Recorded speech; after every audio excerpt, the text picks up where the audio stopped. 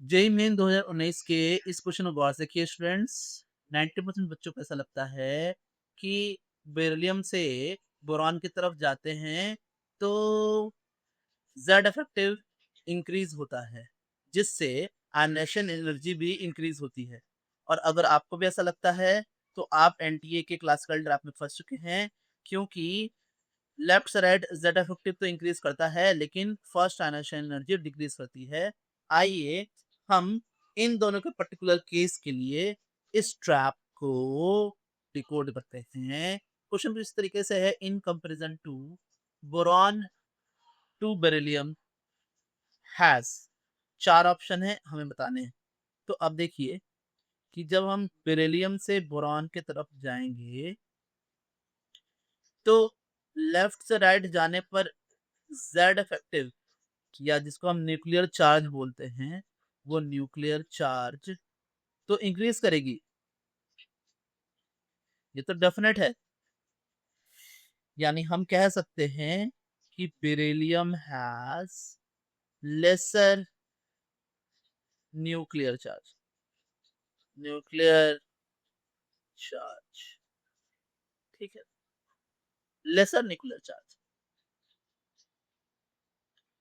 तो फिर लेफ्ट से राइट जाने पर जब जेड इफेक्टिव इंक्रीज कर रहा है और बोरॉन का जेड इफेक्टिव न्यूक्लियर चार्ज ज्यादा है, तो आयनाइजेशन एनर्जी जो कि आउटर मोस्ट सेल इलेक्ट्रॉन को निकालने की बात होती है, तो वो बोरॉन के लिए ज्यादा होना चाहिए।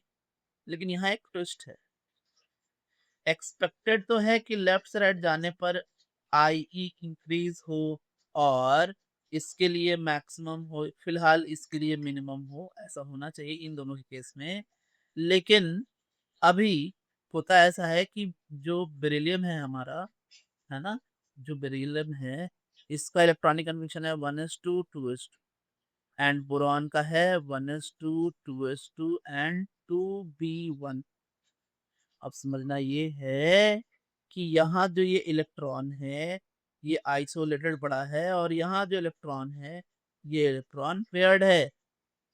तो ये जो इलेक्ट्रॉन आइसोलेटेड पड़ा है और एस से इलेक्ट्रॉन निकालने में थोड़ी दिक्कत आती है, क्योंकि एस जो है वो न्यूक्लियस के क्लोज है, ठीक है ना।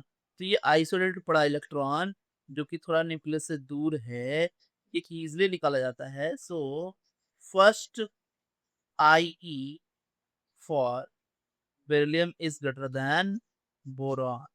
तो हम दोनों को कंबाइन करके ये बात लिख सकते हैं कि beryllium has lesser nuclear charge and greater greater first ionisation enthalpy.